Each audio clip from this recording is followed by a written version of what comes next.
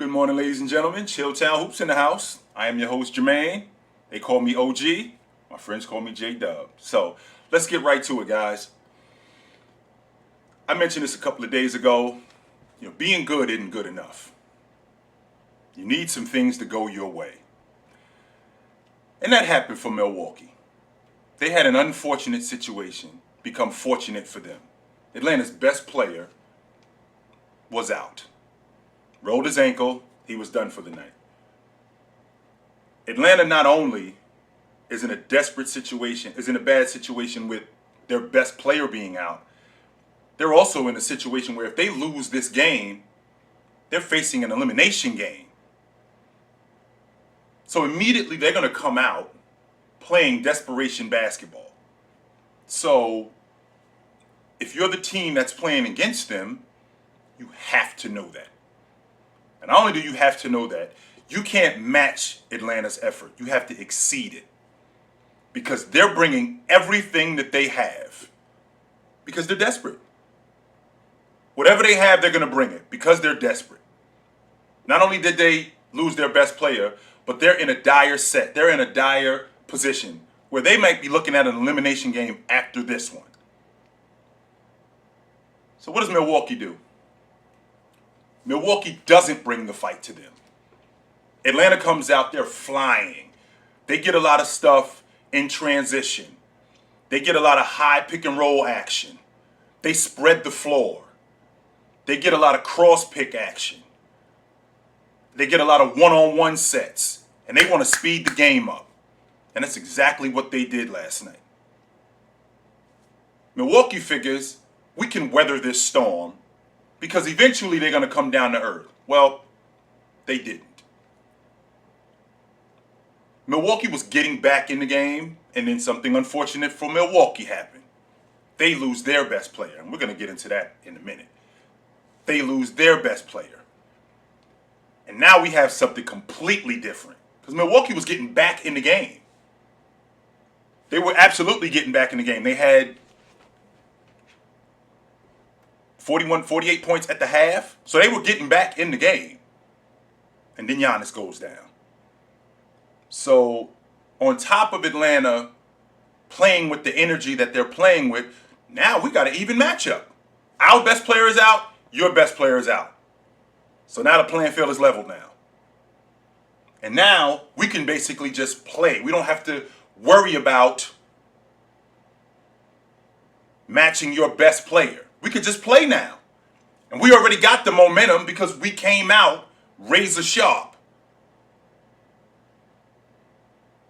So Milwaukee is now in dire straits because they lose their best player. And if I had to guess off the top of my head from what I'm looking at, he may be out for the rest of the playoffs.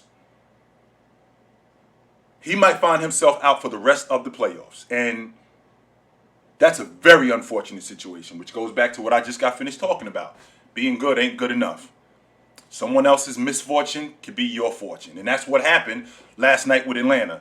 In addition to them bringing the fight to Milwaukee and playing as hard as they did, with Giannis going down, because they were getting back in the game. They had cut the lead to 7, and the momentum seemed to be going their way. When Giannis goes down, that took all the air out of their sail.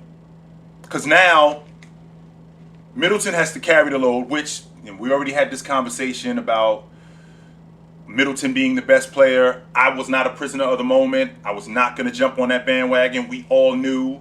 I'm not going to speak for all of you guys, but I knew that Middleton wasn't their best player, and he is a complimentary player.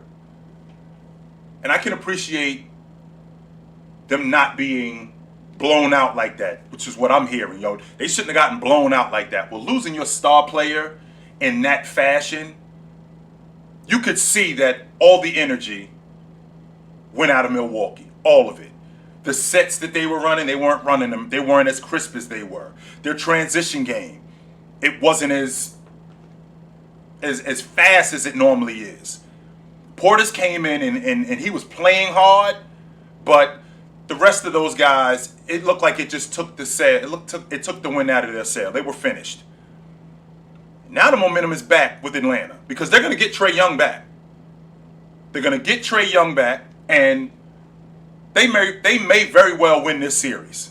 Now, can Atlanta win the NBA championship? At this point, any one of these 4 teams can win the NBA championship. I honestly thought that this was Milwaukee's best shot. They had a great shot of winning the NBA championship, a great chance. But with what's going on with them now, it's going to be very difficult. I mean, my best offensive and defensive player is out of the lineup. He's not out for a game. He's out probably for the rest of the playoffs. And that's unfortunate for Milwaukee because now the notion of, the next man up. Well, we don't have anybody that's that good. We don't have anybody who can make up for that. Now, do we have a number of different people who can attempt to make up for that? We do. Brook Lopez has to rebound more now. He has to score more now. PJ Tucker is going to have to score more. He's going to have to rebound more. And they're going to have to keep games close because that's 30 a game that's out of the lineup. Middleton is going to have to score more. So, with what they've lost, they have to make up for that with a number of different guys. Connaughton is going to have to score more because Giannis is out. DiVincenzo is gone. So, that's huge for their lineup.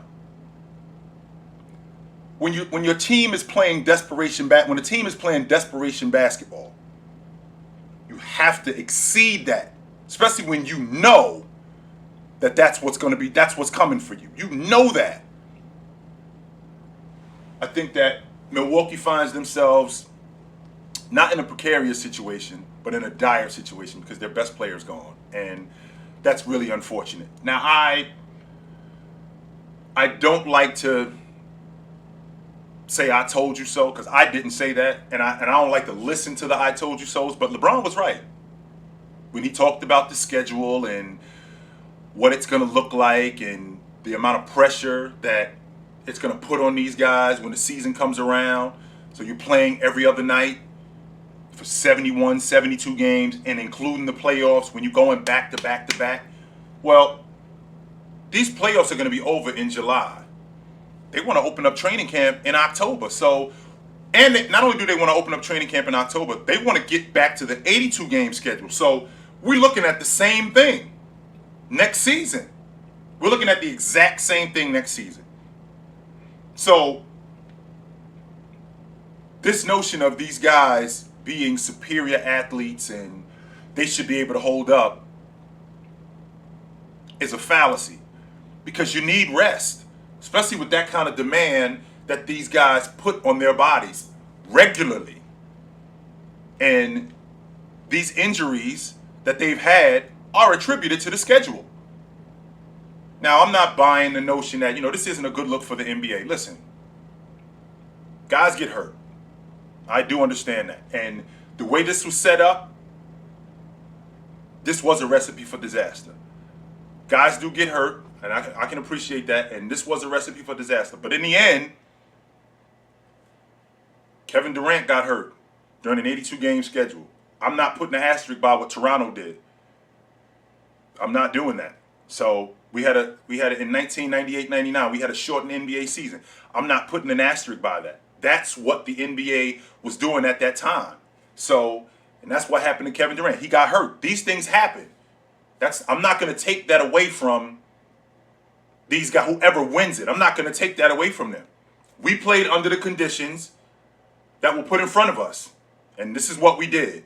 Now, going forward, do I think the NBA is going to do this again? Well, they have to do something different, even though they want to continue next season business as usual with an 82-game schedule. They're going to have to do something different because you're going to be looking at the same thing. You're going to be looking at the exact same thing. So I'm interested to see the way the rest of these playoffs go. It's unfortunate that all the best players are gone due to injury. Giannis is out due to injury. Leonard is gone due to injury. Irv was gone due to injury. Now, I can say that the demand of the demand on these guys physically had a lot to do with it, but Irv rolling his ankle in the playoffs, he could have done that in January. I'm not going to underestimate rest. I want to make sure we're clear on that. But the type of injuries that we've seen with Giannis, with what he just did, he could have done that in March. That was a freak accident. That wasn't something that was just because they're getting run off like they are and they're putting the physical demands on their body like they are. That wasn't just because of that. However, that did attribute to it. Absolutely it did. But with that being said, man, we're still going to have an NBA champion. And I'm not going to look sideways at you because somebody else fell apart. I'm not going to do that. Because you shouldn't look sideways at me because somebody else fell apart. That's not my problem. And I'm pretty sure Chris Paul isn't looking at the Clippers going, man, I really wish Leonard could play. I'm pretty sure Atlanta, as bad as they feel about Giannis not being in the lineup, there's a part of them that's thinking, okay, we got a really good shot to win this thing now. So I'm going to be interested to see what happens. And when you talk about since we're on the subject of the Clippers, I'll tell you what, man, I would not be surprised if we in Los Angeles on Friday night for Game 7. I'm sorry, in Phoenix for Game 7. I would not be surprised if we are in Phoenix for Game 7 on Friday night. They squandered a great opportunity to end this thing. And the longer you let a team stick around, the more confidence they get and the more in danger you are of injuries, of a team getting momentum, your team playing bad. So if Phoenix is going to win this thing, they still got all the pressure is still on the Clippers. Every game that they play from here on out is an elimination game. They lose, they're out. So Phoenix still has 2 games to win 1, but that momentum has definitely swung in the direction of the Clippers. No question in my mind. So, okay, guys, I'll see you later on tonight after the game, and we'll talk some more. It's good to talk to you.